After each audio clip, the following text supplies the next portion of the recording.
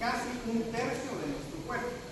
Si nosotros nos damos cuenta, todo lo vital que nosotros tenemos está localizado en lo que se llama en el esqueleto axial de nuestro cuerpo.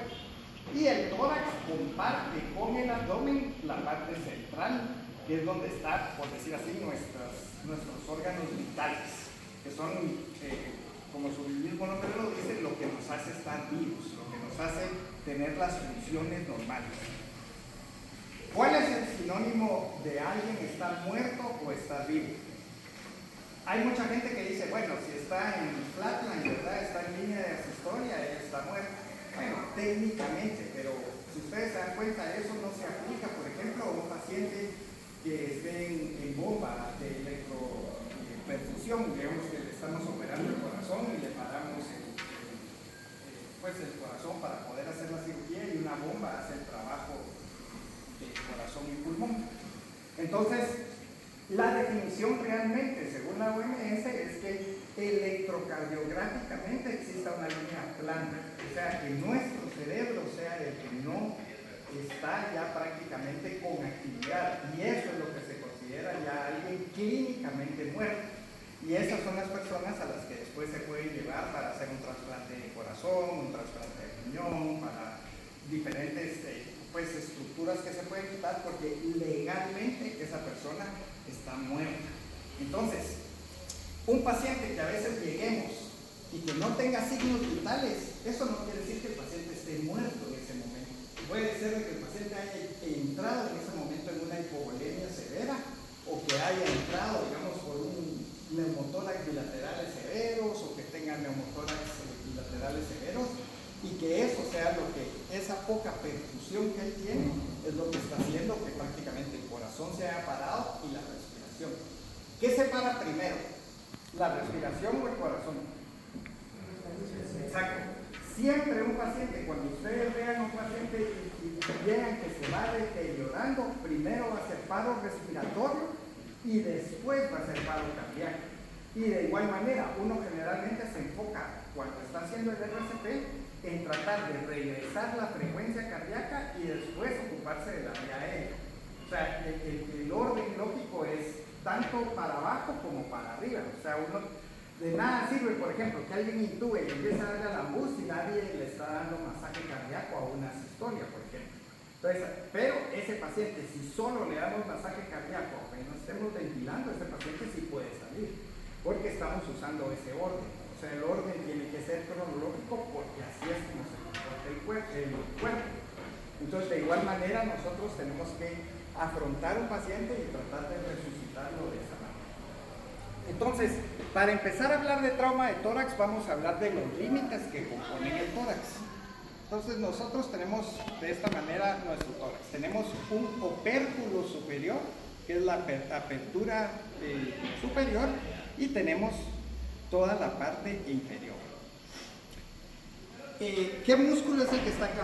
Diafragma. Correcto. ¿Y el diafragma es recto o es curvo? Es curvo. Correcto. Entonces, el tórax, si nosotros agarramos este mismo tórax y le damos vuelta, digamos, ustedes me ven aquí al lateral, entonces vamos a tener una como campana y el diafragma va a hacer esto. Por eso es que cuando ustedes ven que a alguien le van a hacer una punción para sacar líquido del espacio pleural, siempre lo ponen en una silla de esta manera y pinchan en la parte de atrás, porque aquí es donde se va a acumular el líquido. O sea, la mayoría del líquido va a estar aquí. Si nosotros entramos con la jeringa anterior o entramos lateral aquí abajo, podemos agarrar el hígado, que es la estructura más grande que tenemos por debajo del diafragma. Y créanme, muchachos, que yo incluso en hospitales he visto gente que ha puesto tubos intercostales y lo mete dentro del hígado del tubo, en lugar de colocarlo intratorácico. Entonces, es importantísimo que nosotros conozcamos los límites para saber a qué nos estamos afrontando y adelantarnos a ese problema. Como les dije, es primero paro respiratorio, luego paro cardíaco. Entonces, si el paciente ya está en paro respiratorio, sabemos que el siguiente paso va a ser la sistolia o centro de fibrilación ventricular. Entonces, nos podemos adelantar a evitar eso. Si le falta volumen, le pasamos volumen. Si el paciente le falta faltan presores, le pasamos presores, si está radicárdico, le pasamos atropina o adrenalina.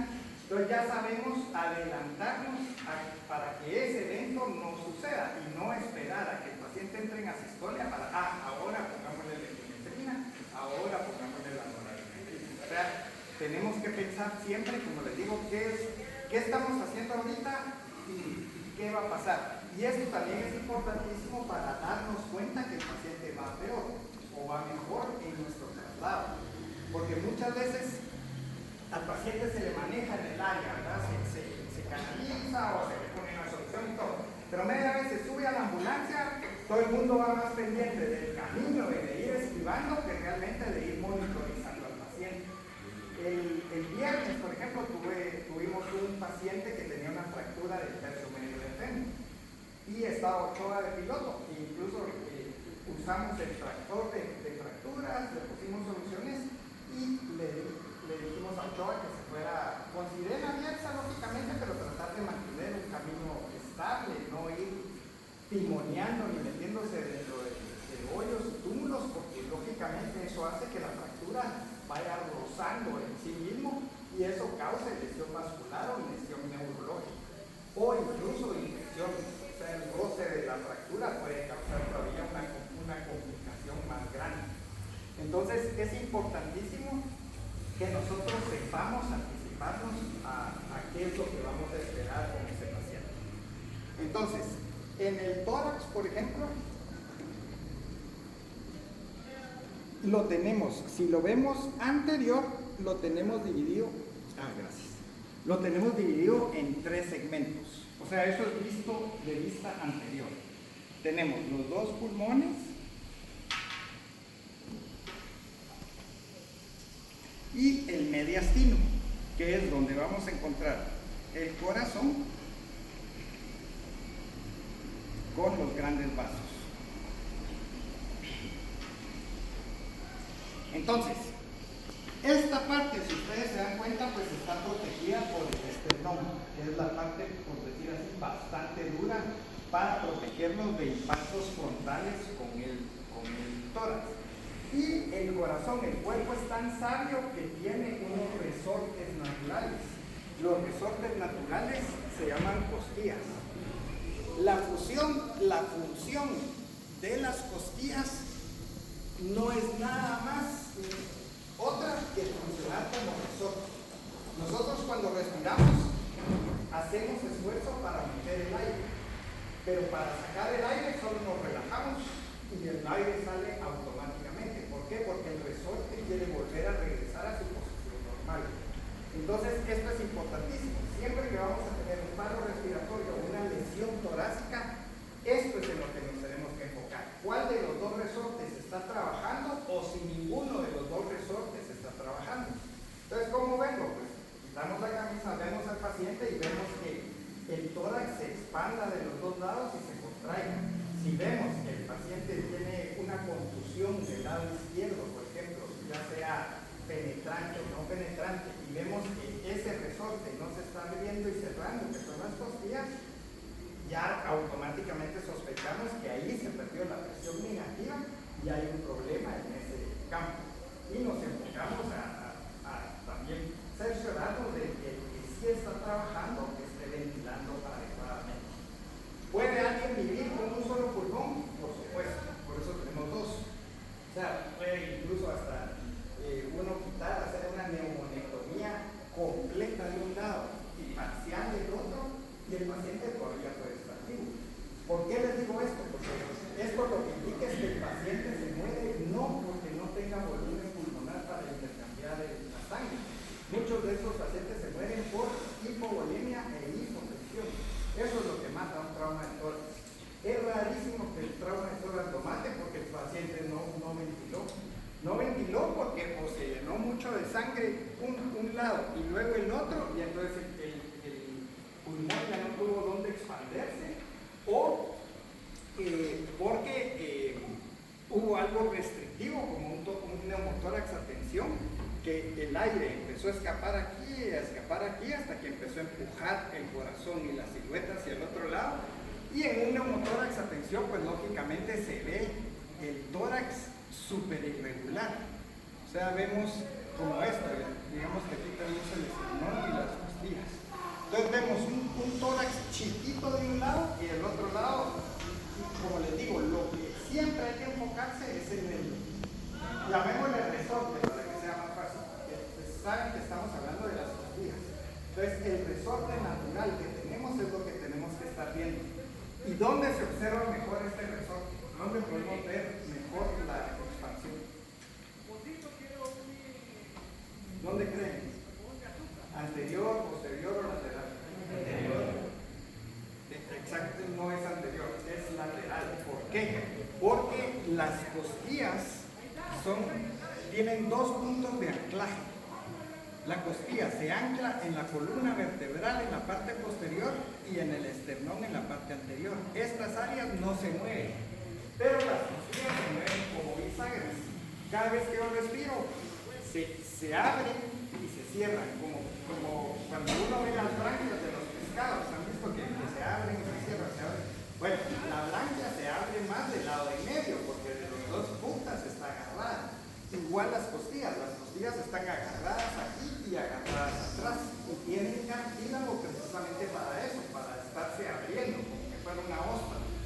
Cada espacio intercostal se abre como una almeja. Por eso el tubo intercostal, si nosotros ponemos un tubo, lo ponemos lateral, lo ponemos en la línea axilar media o la línea axilar anterior. Y lo ponemos en el quinto espacio intercostal para precisamente no pegarle al hígado, que es el que tenemos abajo. Entonces, si ponemos el tubo más abajo, tenemos el riesgo de que entre en el abdomen en lugar de entrar al tórax, y si lo ponemos muy arriba, las costillas se van a abrir menos. De donde más se van a abrir las costillas es de la parte media. Entre más pegado a las puntas, esas costillas casi no se abren mucho. Entonces el espacio que vamos a tener no va a ser un espacio suficiente para tener un tubo o una osteomía o una toracostomía, que es el nombre correcto de un tubo intercostal. Entonces, esta es la razón, y como les digo, muchos pueden decir, pero yo nunca voy a poner un tubo intercostal. Primero, no intenté decir nunca. Y segundo, puede ser que tengan pacientes que trasladen. Tenga que hacer un traslado de un paciente que lo van a recoger al aeropuerto, que viene en helicóptero, por ejemplo, y viene con tubo intercostal y de repente el tubo se le sale o se sale una parte del tubo. Entonces ustedes tienen que saber cómo manejar ese tubo y tienen que saber los pormenores de qué es lo que se va a hacer con ese tubo intercostal. Entonces, esta es la razón por la que colocamos el tubo intercostal en el área lateral. Y generalmente la punta, si es hemotórax, la tiramos hacia abajo, y si es neumotórax, la tiramos hacia arriba. ¿Cómo podemos saber si un paciente tiene neumotórax o hemotórax? ¿Qué le buscarían, por ejemplo, examinando al paciente? Digamos que tiene, ¿cómo diferenciarías un neumo de un hemo? Clínicamente. La hemo porque tiene, vamos a encontrar realmente, vamos a encontrar oscuro el tórax, ¿verdad? Donde tenemos el llenado de, digamos ahí, hemorragia interna. ¿Pero por qué vamos a encontrar oscuro el tórax? O sea, no, porque la sangre, ya vimos que está abajo y generalmente se va hacia este lado. Si es sangre, la sangre cae, ¿verdad? Por gravedad. Si está acostado, la sangre se pliega aquí. O sea, no necesariamente se nos va por el negro. Pero, ¿qué signos clínicos buscaríamos? O sea, un ejemplo más fácil. Tienes que oír como que parece como auscultar. Por ejemplo, si yo tuviera un tambo lleno y un tambo vacío aquí, ¿cómo sé cuál es el lleno y cuál es el vacío? Si no puedo ver. Exacto. Entonces yo vengo y toco el tambo que tiene agua, bum, bum, bum, bum, suena duro y suena como que tiene agua adentro. Vengo y toco el que está vacío y suena como tambor, pop, pop, pop, pop, un eco. Lo mismo es el tórax. Cuando uno palpa y hace percusión en el tórax, uno puede sentir si el paciente tiene líquido o está resonando. Y por supuesto, ustedes tienen que examinar a todos los pacientes para diferenciar, porque si nunca han hecho una percusión y de repente tienen un paciente donde sospechan un hemotórax, no lo van a poder diferenciar. diferenciar porque nunca han examinado un tórax y saben cómo es el sonido que tiene que ser normal. Entonces, por eso es importantísimo que traten de examinar a todos los pacientes, y no solo auscultarlos, sino que percutirlos. Ustedes se dan cuenta cuando van a una clínica médica, el doctor tanto escuchan los campos y siempre, esto es importantísimo, hay que comparar un lado con el otro. Por eso tenemos dos, para poder comparar. Porque no vamos a traer a este paciente y luego a alguien que se quite la camisa, muchacho, que se ponga aquí y comparamos. No, tenemos dos, entonces tenemos una buena área de comparación. Otro gallo cantar si por ejemplo sospechamos que hay hemotórax en los dos lados y los dos los sentimos mal, pero ahí es donde entra la experiencia. Si ustedes se han aprendido a permitir a sus pacientes, inmediatamente van a poder sentir que aquí está duro y mate se llama ese sonido que es como agua, que no entra, ¿verdad? Entonces, dentro del examen clínico en un trauma de tórax, nosotros tenemos la percusión, que es una forma de ver cómo está el tórax. ¿Cuál es la siguiente? Que ya lo mencionaste. Auscultar, ¿verdad? Entonces, la persona anterior también podría haber ahí que también determinar si... Sí, pero ahorita enfoquémonos en el examen clínico de tórax nada más, de tórax. Después vamos a hablar signos indirectos. Nosotros cuando tenemos un problema en medicina siempre tenemos los signos directos que nos van a llevar a esa enfermedad y tenemos signos indirectos que esos influyen en algo más y se asocian al problema. Entonces, uno en medicina, así como les expliqué que uno va previendo los pasos, igual cuando uno examina a su paciente, tiene que pensar los pasos que uno va a seguir. Entonces, primero tiene que pensar los signos directos, los signos que más nos van a orientar a ese problema, y luego signos indirectos. Cuando recuerden los signos vitales, que es frecuencia respiratoria, presión arterial, frecuencia cardíaca, esos son signos, se llaman vitales porque nos ayudan más a decidir si el paciente está vivo o muerto. Pero esos nos dan cierta información secundaria, pero siempre tenemos que ir al problema primario, o sea, examinar primariamente. Si aquí pensamos que el pulmón o el tórax es el que tiene trauma o tiene problema de alguna índole, entonces vamos a ir a hacer primero la evaluación directa de esa área, pues, o sea, para pensar en diagnóstico, pues, no pensar en orden de cómo vamos a hacerlo, sino porque lógicamente primero tenemos que ver que el paciente esté vivo. Una vez sabemos que el paciente está vivo, pasamos a una evaluación secundaria, pero para hacer el diagnóstico sí nos vamos al revés. Primero nos vamos específicamente al miembro y luego vamos buscando signos indirectos, como un detective que va sumando, ¿verdad?, sus evidencias, pero él va a presentar primero las evidencias más fuertes y después las que puede ser que esté o no. Entonces, la auscultación. Si nosotros, ¿y cómo estaría si nosotros vemos un neumotórax? Si el paciente, ¡tordilla! Bueno, entonces, aquí siéntese, aquí, ahí, siéntese. Entonces, si nosotros tenemos un neumotórax, se va a sentir mucho en la percusión, todavía más resonante. Así como que es una cavidad hueca, ¿verdad? Una cavidad que no tiene nada dentro, porque, como les digo, si hay agua se siente mal. Si el pulmón está normal, pues no se siente ese campaneo tan fuerte porque está ocupado por el pulmón. Pero si está vacío, tiene un neumotórax y el pulmón se colapsó, entonces sí sentimos como un tambor viejo, se escucha y entonces eso ya nos guía a que probablemente sí es un neumotórax. En la auscultación, si hay un neumotórax, ¿qué vamos a oír? Si yo agarro mi esteto y pongo en este paciente.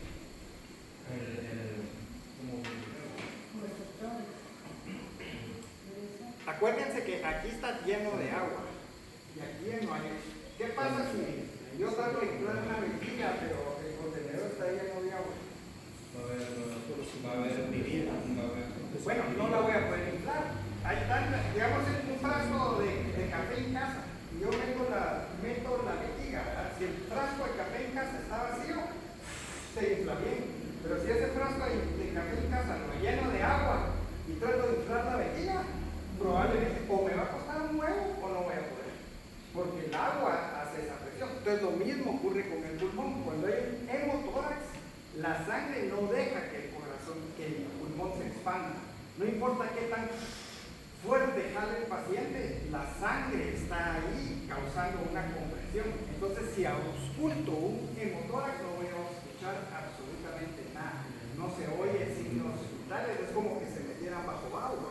Cuando uno, han visto cuando uno está afuera, oye todo, pero si uno se tira un clavado y se queda bajo agua, uno oye como un eco, o sea, lo que llaman ruido blanco, o sea, no se ve nada. Esto es lo que pasa con el hemotórax. El hemotórax está lleno de agua y entonces uno no escucha absolutamente nada. Y si uno tiene un neumotórax, entonces lo que uno escucha a veces es esa pequeña distensión, pero la mayoría de veces tampoco va a escuchar nada. Entonces, si ustedes se dan cuenta, la auscultación es igual en los dos problemas.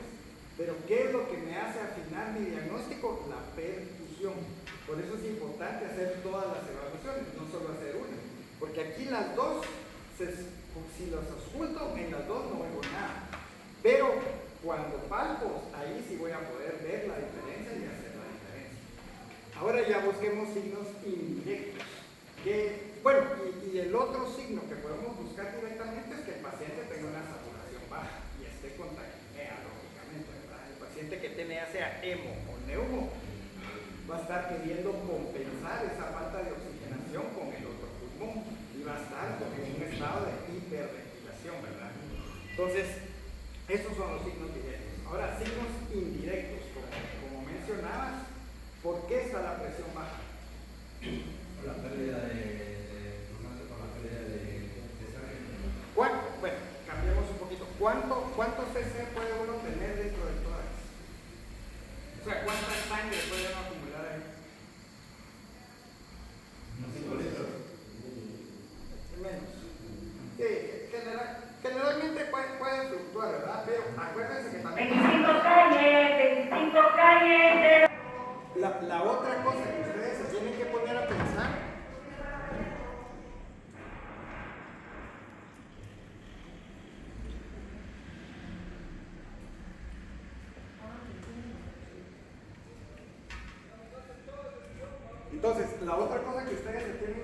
a pensar es por qué, bueno, la presión realmente está baja, pero no porque haya perdido tanta cantidad de líquido, porque si solo es un hemotórax el que tiene, aquí no va a perder toda la volemia del cuerpo, no va a caber en el tórax.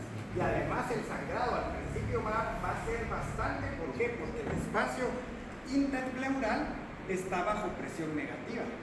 Esto está con presión negativa, media vez el pulmón es central, por eso es que el pulmón uno respira y se colapsa, ¿verdad? Y entonces la pleura tiene presión negativa. Entonces, si tenemos una lesión ya sea en la pared o en el pulmón, aire va a escapar hacia adentro.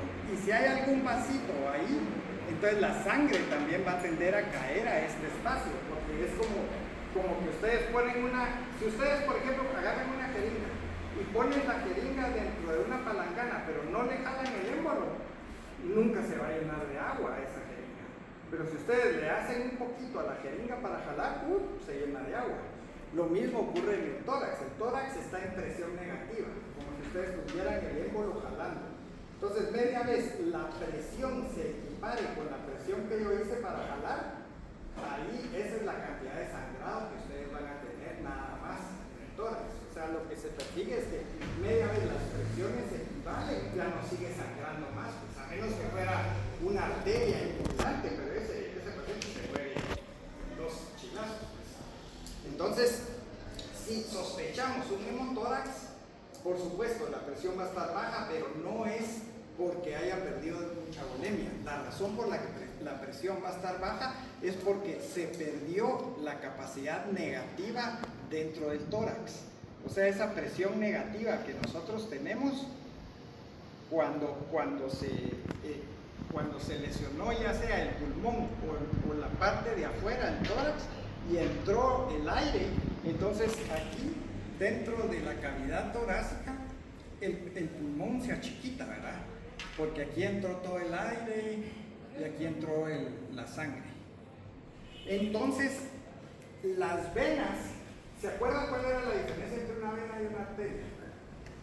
La arteria tiene presión, pero la vena no. Por eso las venas son de capacitancia. Ustedes nunca van a ver una vena pulsar, porque las venas no tienen pulsaciones. Eso quiere decir que no tienen presión positiva adentro. La gran diferencia es como que tengan una manguera conectada a la máquina y la máquina tiene presión, entonces pinchan esa manguera ustedes y va a salir todo el agua por ahí, ¿va? Pero si tienen una manguera que simplemente tiene un poco de agua dentro y ustedes la pinchan, probablemente el agua ni va a salir, o sale un poquito de agua y ya estuvo, ¿va? Porque no, como les digo, esa es la presión. O sea, así como se comporta una motobomba, igual se comporta la volemia dentro del cuerpo. Entonces, lo que sucede aquí es que esa presión negativa que tiene el tórax, cuando nosotros jalamos aire, eso está creando, como les digo, como que tuviéramos una jeringa y la jeringa le tapamos arriba el émbolo. Digamos, le quitamos la aguja, ¿va? Y ponemos nuestro dedo. Si nosotros jalamos la jeringa y yo suelto el émbolo, ¿qué pasa? Se regresa. ¿Por qué? Porque creé una presión negativa. Entonces, igual es el tórax. El tórax, lo que se baja en lugar de ser un émbolo, es el diafragma. El diafragma se baja y entonces es donde nosotros metemos el aire, porque está creando una presión negativa dentro de nuestro tórax y entonces, por ende, nosotros respiramos. Y luego, para dejar el aire salir, es como que soltemos el émbolo de la jeringa. Automáticamente, este resorte natural que tenemos se contrae y saca el aire. Entonces, si ustedes ven a un paciente haciendo esfuerzo para meter el aire, pero luego también para sacar el aire, eso quiere decir que esa presión positiva está perdida en ese tórax y muy probablemente el paciente tiene o un neumo, o un hemo, o un hemo-neumo. Por eso es importante, como les digo, quitar la camisa y observar, nada más, observar al paciente, ver que ese resorte se esté contrayendo bilateralmente de la misma forma y también observar de que el paciente no esté haciendo esfuerzo también para sacar el aire, que no tenga que... ¿Y cómo vemos eso? Porque usa sus músculos intercostales. Ustedes ven que él jala aire, pero para que tiene que hacer para sacarlo, o tos, demasiada tos para sacar el aire. Porque el cuerpo está tratando de levantar la presión intratorácica para sacar el aire. Entonces ese se puede manifestar con el paciente pujando casi para poder sacar el aire o tosiendo demasiado. Esos son signos indirectos que los pueden hacer pensar que tiene un hemo o un neumotórax. Y como les digo, los signos vitales, lógicamente, a medida que el paciente se va a ir deteriorando, los signos vitales van a ir cayendo. El primero que va a caer, pues lógicamente va a ser la frecuencia respiratoria. Esa generalmente entra en una taquipnea del paciente cuando puede, y después va a entrar en una apnea hasta llegar en prácticamente apnea.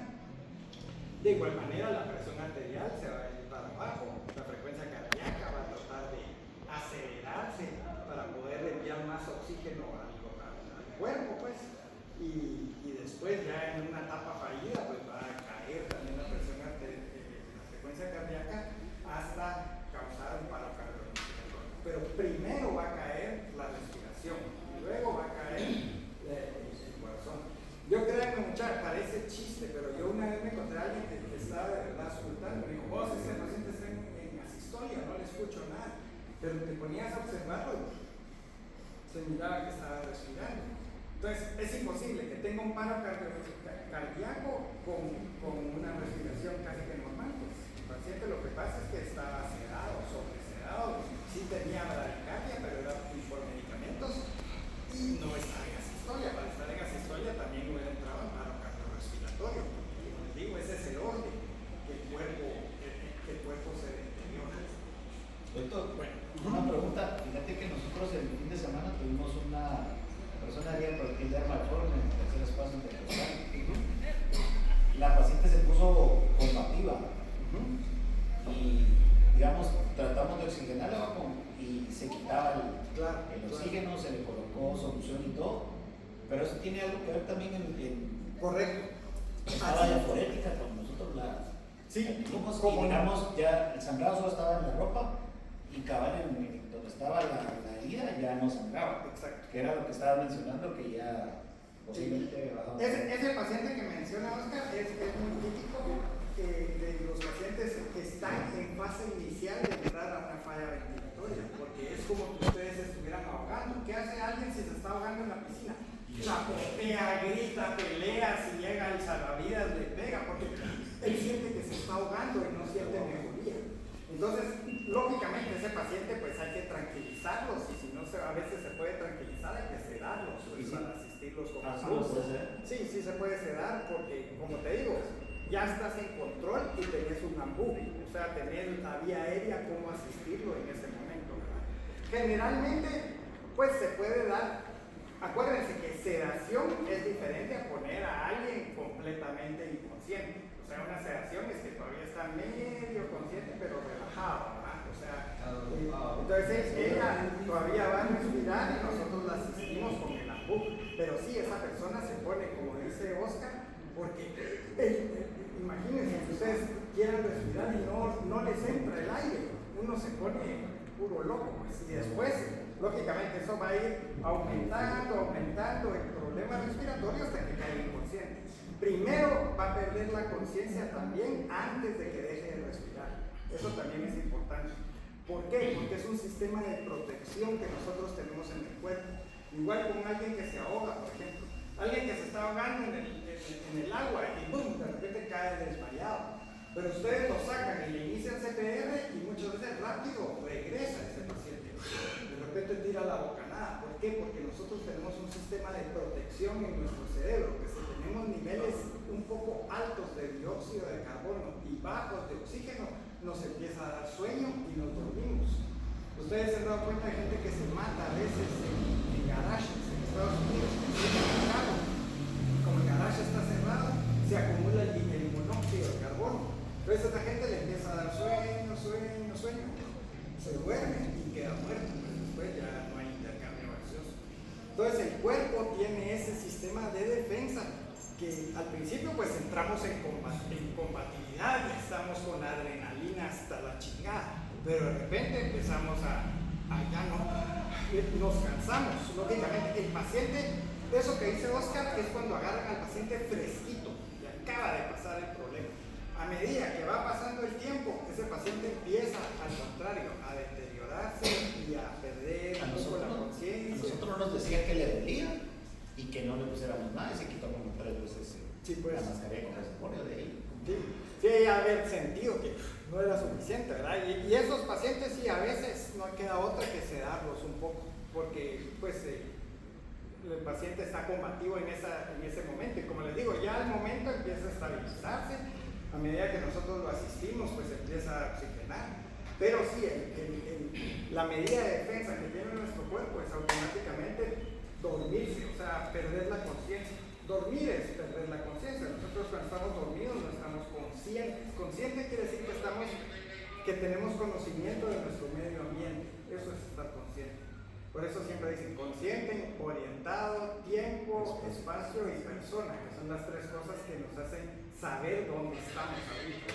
Vamos a ver que yo estoy aquí en la central, que son tal hora y que es tal fecha. Entonces todo eso es lo que se empieza a perder cuando no estamos oxigenando bien. Y también ese es otro signo de saber que alguien tenga, por ejemplo, esa señora que se haya deteriorado o alguien que tenga mucho más problema pulmonar, pues va primero a disvariar más rápido, les va a hablar incoherencias y luego va a perder la conciencia, o sea, se va a ir a dormir por ese nivel bajo de oxígeno y de dióxido de carbono. Entonces, ya hablamos de cómo hacer el diagnóstico. Entonces, ahora vamos a hablar un poco de la fisiopatología y qué es lo que causa que tengamos el trauma torácico. Entonces, lo más frecuente que nosotros se nos afecte las razones por las que podemos tener trauma torácico son múltiples. Pero una desaceleración, aquí en Guatemala esos carritos, los camiones, esos que no tienen trompa, que no tienen bolsa de aire. Entonces eso solo hay en Latinoamérica, porque aquí dejan que no tengan bolsa de aire, por eso es que hay aquí esos camioncitos. Entonces la gente casi siempre está prensada con el timón y el windshield aquí, ¿verdad? Entonces el tórax es muy común que tenga diferentes tipos de lesiones, ya sea por aceleración, desaceleración, por reducción, por corte y también por barotrauma. Barotrauma lo que indica es que la presión adentro del tórax fue tan grande que reventó el pulmón y eso revienta a veces hacia la parte lateral, ¿verdad? El barotrauma es raro, pero a veces puede ocurrir. O sea, y nosotros podemos causar también un neumotórax si ventilamos a alguien con el ambú en contra de su propia frecuencia respiratoria. Por ejemplo, que él esté respirando y nosotros empezamos a llevar nuestro propio ritmo en lugar de llevar el ritmo del paciente, en dado momento podemos, cuando él esté tratando de sacar el aire y nosotros se lo metemos, aumentamos tanto la presión intratorácica que el pulmón se puede romper. El pulmón puede abrir una pequeña bula, ¿verdad? O un pequeño rasgadura y entonces nosotros causamos el neumotórax. Por eso tenemos que tener tanto cuidado cuando ventilamos a un paciente, principalmente a un niño o a un anciano. En un adulto mayor, en un adulto normal es raro por la fuerza que ellos tienen y el pulmón, el tejido está bastante complaciente y pues no hay ningún problema. Pero en personas de la tercera edad o en pacientes pediátricos que nosotros ventilamos o ventilamos a un paciente pediátrico como un ambú de adultos, podemos causar un neumotórax en el niño, porque lógicamente le estamos metiendo más aire de su capacidad pulmonar. Entonces le expandemos tanto el tórax, el pulmón, perdón, que lo reventamos, ¿no? Y como una bolsa, yo agarro una bolsa de plástico y empiezo. Pero esa bolsa es, luego agarro una bolsa chiquita y le quiero meter la misma cantidad de aire que le metí a la bolsa grande y la bolsa chiquita se me inflama y de repente la voy a romper, ¿verdad? De tanta fuerza que viene aquí. Entonces, eso es lo que uno tiene que tener cuidado cuando, dice que en términos se dice bolsear, cuando uno bolsea al paciente, ¿verdad? Tiene que tener cuidado de, primero, no pelear con el paciente con su propia ventilación mucho. Si hay mucha pelea, como el paciente de Oscar, puede recurrir uno a una sedación leve con midazolam o con dormicum o alguno de estos. Y el paciente pues tiende a relajarse y mejora la ventilación. Y lógicamente lo vamos a seguir con saturación. O sea, la saturación va también de acuerdo a cómo está el proceso ventilatorio. Pero acuérdense que la saturación no es inmediata. El paciente puede estar ya en hipoxia y la saturación ustedes la ven bien. Y de repente empieza a caer. Igual cuando ustedes recuperan a un paciente.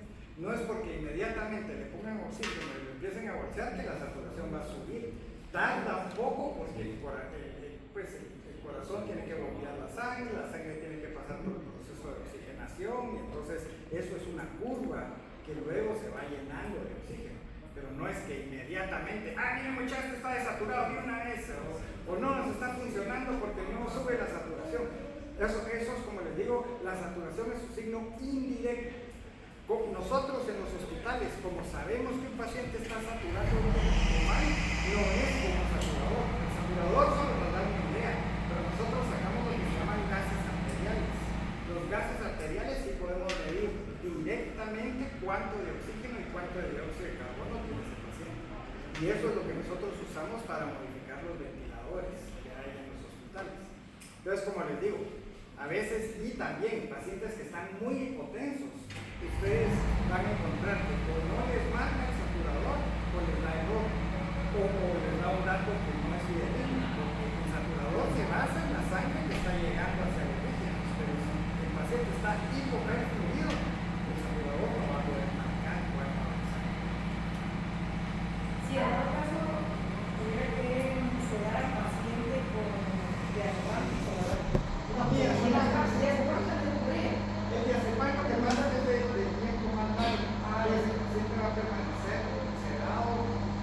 digamos, si uno se pasa con el paso, puede provocar un cuadro respiratorio más intenso que con el midazolam. El efecto es más rápido. Entonces, por ejemplo, que usted se pasó un poco de midazolam, ventila al paciente, pero poco a poco él va a empezar a ventilar. ¿Y se inicia con cuánto? De 15 miligramos, y una ampollita. Una ampollita con eso es suficiente y eso va a relajar al paciente para ya no pelear con uno con la ventilación. muy capaces, ¿verdad? Porque Sí, depende, bueno, depende de dónde está. Si lo viene trasladando de Petén, pues eso, ¿verdad? Pero sí, o sea, dentro de la capital yo digo que una joya.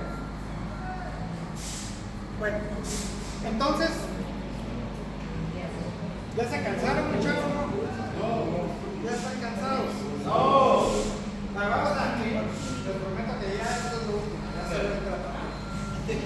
No, pero es que es cierto, muchas veces a mí no me gusta dar las clases más allá de una hora porque entonces ya la atención se queda. Entonces, yo prefiero que aprovechen el tiempo, aunque sea corto, pero que quede el material ahí, ¿verdad?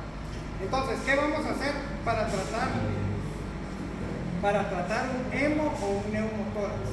Bueno, si es una herida de bala, por ejemplo, ustedes tienen el pencazo aquí, en el tercer espacio intercostal. No tenemos en ese momento, por decir así, el paciente está no tan mal, el paciente todavía está consciente, sigue puesto un poco respirar, pero no está, pues todavía ustedes ven que el pulmón contralateral se está expandiendo bien y ese pulmón, a pesar de estar afectado, pues todavía tiene cierta apertura. Entonces, si es una herida penetrante de afuera, podemos poner un parche semioclusivo para que pase eso, ¿verdad? Cuando el paciente jala aire, el parche se pega y en el momento en que él saque el aire, cuando uno saca el aire va a salir por donde haya un hoyo. Entonces, cuando uno está normalmente, en estado normal, más bien, el único orificio por donde entra y sale el aire es por la tráquea. O sea, no hay otro, ¿verdad? Ese es el único y por eso por ahí sale el aire. Pero si tenemos un hoyo en el pulmón y sacamos el aire va a salir por aquí, pero también va a salir por ahí. Entonces, si tenemos una herida de bala, esa herida va a sacar aire. Esa herida va a tender a sacar aire. Entonces, a medida que el paciente va a ir respirando, en lo que nosotros lo llevamos al hospital, el parche semioclusivo es prácticamente suficiente. Solo llevarle una solución para no perder la presión arterial y ver que sus signos vitales estén lo más normales posibles, ¿verdad? Y esos pacientes, como lo dijo el compañero, se van a poner hipotensos. Entonces, esa es una excelente medida para ir viendo durante el traslado. Por supuesto, en el traslado no vamos a oír nada en estas ambulancias si ponemos nuestro estetoscopio, pero sí lo podemos dejar con un estigmo, especialmente si es electrónico, y ver que el paciente no se vaya poniendo hipotenso, porque ahí entonces pensamos automáticamente que el neumotórax está siendo más grande. Entonces habría que hacer la siguiente medida. Sí, dale. Vale, le iba a comentar de que yo tuve la oportunidad de trabajar un semioclusivo y no se vio al instante, pero se vio físicamente como el paciente de respirar. Entonces ya solo lo hacía con fuerza, pero no con la misma, ¿va? Y el parche se veía que salía aire, incluso empezó a no tenía hemorragia, solo el plomazo, y después empezó a bloquear. Exacto. Después Sí, y el parche semioclusivo, como les digo, la ventaja es que funciona como una válvula. O sea, en el momento en que jala aire, el parche se pega, porque el aire también, así como quiere salir por la boca, quiere salir por la herida, también cuando uno jala aire, el aire se quiere meter por aquí y se quiere meter por aquí. Entonces, cuando jala ese pedacito de plástico, por decir así, que hace el parche semioclusivo, se pega. Entonces no deja que el aire entre ahí, pero sí deja que el aire salga. Entonces eso funciona como una válvula de una vía. Y eso es lo que hace que el paciente mejore, aunque nosotros no veamos. Y lo mejor es humedecer un poco el parche para que cuando se pegue, se pega un poco mejor. O sea, el agua hace tensión superficial que mantiene pegado el plástico, ¿verdad? Entonces, de esa manera el paciente pues prácticamente va a ir tranquilo. Ahora, ¿qué pasa si el neumotórax es causado por un trauma cerrado? Si el neumotórax es causado por un trauma cerrado y el neumotórax está viniendo de aquí, entonces, ¿qué va a pasar? Generalmente, ¿qué pasa cuando esto es el trauma de tórax cerrado? Cuando no tenemos ninguna herida abierta, pero sospechamos que el paciente tiene un neumotórax. Entonces, este paciente generalmente, si no es un neumotórax, atención, el paciente va a meter aire aquí y aire ahí hasta que las presiones se equiparen. Y media vez las presiones ya se equipararon con las de afuera, la salida de aire va a parar. Entonces ya no va a crecer más. Por eso cuando uno ve una radiografía dice, tiene un neumotórax de 20%, tiene un neumotórax de 30%, a este tiene uno de 50%. Entonces, en base al porcentaje de lesión que uno ve, coloca un tubo intercostal y no ya en el hospital. Pero para traslado, un neumotórax cerrado, perfectamente podemos solo ayudarlo con ponerle oxígeno, ayudarlo con la ventilación si es necesario y con la volemia, ver que su presión no baje mucho. Y eso prácticamente la mayoría de neumotórax espontáneos por trauma van a ser, pues el paciente va a llegar estable hasta que ya llegue al hospital y entonces ya se puede confirmar el diagnóstico con una radiografía de tórax y colocar, dependiendo del porcentaje del neumotórax, un tubo intercostal. ¿Para qué sirve el tubo intercostal? Muchos dicen, eso sirve para curar el neumotórax. No, el neumotórax se cura solito, el pulmón se va a sanar solito. Lo que hace el tubo intercostal, ¡tortilla! Descompresionar. Exacto, es sacar todo ese aire positivo que hay aquí hacia afuera. Y ustedes han oído que el tubo intercostal va conectado a un sello de agua. ¿Por qué se le llama sello de agua? Porque, como les dije, cuando uno saca el aire, sale por aquí, pero también va a salir por el tubo. Y entonces va a burbujear el tubo, porque sacó aire. Pero cuando yo quiero meter el aire, yo tendría que hacer mucho esfuerzo para jalar todo el agua y que el agua se venga para adentro y después vender el aire. Entonces esa agua solo sube, pero no deja que el aire vuelva a regresarse. O sea, funciona como eso mismo, como una válvula de una sola vía. Entonces es lo mismo, si yo agarro un vaso y agarro una pajilla, por ejemplo, y empiezo a soplar, yo puedo sacar el aire, pero si jalo, lo que voy a jalar es la Coca-Cola que está en el vaso, pues no voy a jalar aire. O sea, yo jalo y se viene el líquido. Entonces, la presión para jalar ese líquido tiene que ser demasiado fuerte como para jalar el agua y que el agua se meta hacia el tórax. Por eso es que el sello de agua siempre debe de estar más abajo del paciente. Si ustedes ponen el sello de agua cerca a la misma altura que el paciente, ahí sí se va a regresar el agua de su sello de agua y va a entrar al tórax. Entonces, por eso es importantísimo que cuando ustedes muevan a un paciente con sello de agua, clampeen el tubo. Media vez ya tienen el tubo clampeado y ya pueden subir el sello de agua, hacer lo que quieran con el sello de agua porque prácticamente está desconectado. Y ya media vez llegan a la ambulancia, colocan su sello de agua abajo, siempre tiene que estar abajo de la línea del corazón. Ese es el lugar exacto donde tiene que estar el civil. Cuando ustedes vayan a hospitales intensivos, se hagan cuenta que muchas veces, más en hospitales nacionales, solo tienen un bote que funciona como sello de agua. En hospitales ya pues privados o más avanzados ya tienen lo que se llama un sistema de drenaje por presión negativa, que esto está conectado aquí a una manguera, a un succionador, pero esto también tiene un líquido aquí. Entonces el aire sale aquí y el succionador ayuda a que ese aire se vaya hacia estas cámaras para almacenarse y que esto siga con presión negativa. Entonces, es simplemente una forma más elegante, pero realmente un sello de agua es más que suficiente para que sane. Como les digo, el neumotórax o hemoneumotórax va a sanar sin que hagamos absolutamente nada. Este paciente va a sanar solo. Si ustedes estuvieran en la montaña, por ejemplo, escalando el volcán de agua y se pierden, se caen, se golpean el tórax y sospechan que tengan un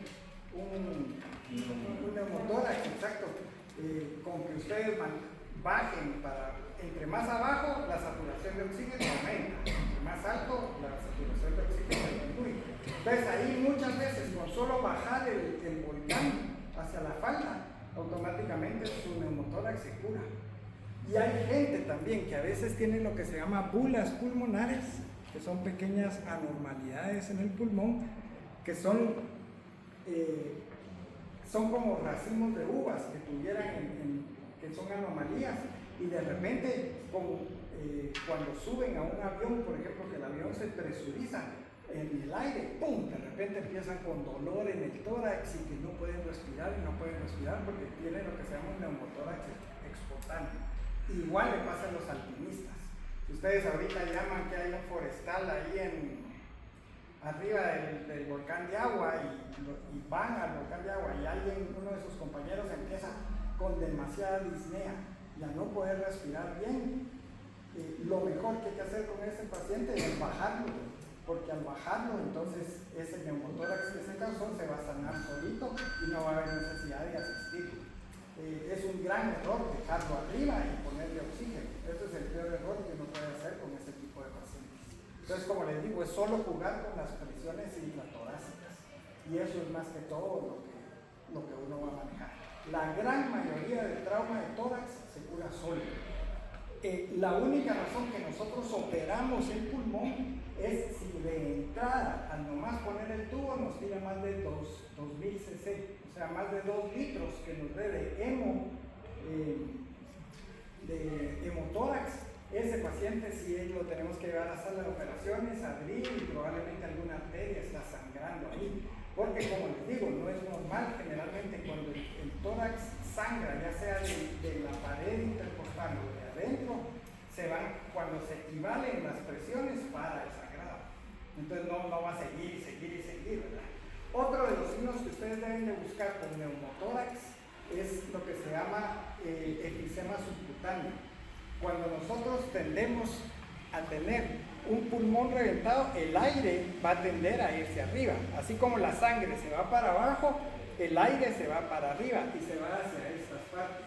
Y entonces, en su afán de querer salir, empieza como a levantar la capa de grasa que tenemos aquí. Entonces, cuando ustedes se apachan, suena como... ¿Han visto aquellos papeles en lo que vienen enrolladas las artesanías, ¿verdad? Que tienen esas burbujas?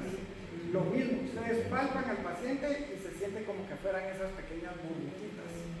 Y entonces ahí es donde ustedes saben que sí, es muy probable que el paciente lleve un neumotórax. El efisema subcutáneo, digo, ¿verdad? Que puede ser un signo de neumotórax. De neumotórax, sí, porque es aire. El aire se va hacia arriba. Y eso es lo que le pinta. Ustedes sienten la crepitación.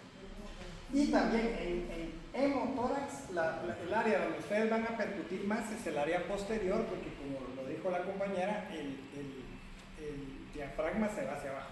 Perdón, solo algo muy importante. Hay una región que es, si ustedes trazan una línea donde termina la última costilla hacia adelante y hacia el apéndice sifoides, ustedes tienen como una cuña que queda aquí. Esa área se llama región tóraco-abdominal. Cuando ustedes tengan una lesión en esa área, a esa no llamen lesión abdominal ni lesión torácica, es una tóraco-abdominal. ¿Por qué? Porque depende en qué fase de la respiración está el paciente, se afectaron órganos del tórax o órganos del abdomen. Entonces el paciente está respirando en ese momento, muy probablemente si el balazo le entró aquí, entró al abdomen y le causó un daño hepático. Pero si el paciente está en esta posición y entra en el mismo lugar la bala, agarra el pulmón. Entonces por eso hay lesiones que quedan dentro de esa cuña donde termina el diafragma y aquí termina el esternón, el sifoides. Todo esto es región tóraco-abdominal, esa es la definición correcta. Y estos pacientes muchas veces, si es penetrante, tienen que ir a sala de operaciones y generalmente les sacan una radiografía, ven si el tórax está afectado y si no está afectado, lo llevan de una vez a sala para abrirlo y ver qué tiene, o si sí está afectado y tiene también un neumotórax, le ponen un tubo intercostal y después lo llevan a sala de operaciones. Abdomen, toda herida penetrante que pasa la fascia, tiene que pasar el paciente a sala de operaciones a hacer una laparoscopía o laparotomía. Todo paciente, en cambio el tórax muchas veces resuelve solo. Es raro que uno opere un tórax de emergencia a menos que sea muy necesario. Después cuando regrese les voy a dar ya una plática enfocada de trauma cardíaco. Ya, ¿qué hacemos para el trauma cardíaco? Porque ahorita solo hablamos de pulmón. Entonces todavía nos falta cardíaco y grandes vasos. ¿Qué pasa? ¿Qué hace uno? Y eso es un poquito más complejo porque también es menos común. El área más grande que uno tiene en el tórax, pues lógicamente son los dos campos pulmonares, que es lo que más van a ver ustedes en las emergencias. Va a ser raro que vean un trauma cardíaco, pero pasa. Entonces, eso hablamos la próxima vez. Bueno, gracias mucho por venir y pues, nos vemos la próxima vez. Sí. Yo una duda, perdón, solo lo del parche del inclusivo, mi pregunta es ¿por qué parten de qué lado se dejan los orificios? Sí, ¿para dónde sale el aire? Para afuera. Sí, exacto. Cuando uno saca el aire, por si llegara a sangrar, el aire tiende a salir prácticamente por el área de menos resistencia. O sea, el aire siempre va a tratar de buscar el área de menos resistencia. ¿Dónde dejes la orilla? Realmente no importa, porque lo que está empujando el aire para afuera es la fuerza del paciente. Entonces, ¿dónde dejes esa área? Realmente es comodidad tuya, no importa. La cosa es que seas semi-oclusivo, eso es lo que está haciendo el trabajo. Es también como, por ejemplo, hay gente que a veces no tenían, por ejemplo, tenían un tubo intercostal, pero no había sello de agua, ¿cómo ponerlo? Entonces lo que hacían es que agarraban un preservativo y al preservativo le cortaban la punta. Como está húmedo, en el momento en que él jalaba aire, se cerraba el preservativo y cuando lo sacaba, se inflaba y sacaba el aire por la punta. Igual con un guante, por ejemplo, se puede poner un tubo intercostal y en vez de poner sello de agua, si no se cuenta, agarra un guante, le corta un dedo y lo moja. Y entonces va a ser lo mismo. Lo que perseguimos es que sea una válvula de una sola vía, que deje salir, pero que no deje entrar. Exacto. Entonces, con que lo tengas con 3 áreas selladas y una abierta, no importa dónde esté la vía. Ok, ¿alguna otra pregunta? ¿No? Ok, bueno, gracias muchachos, un aplauso para ustedes y gracias.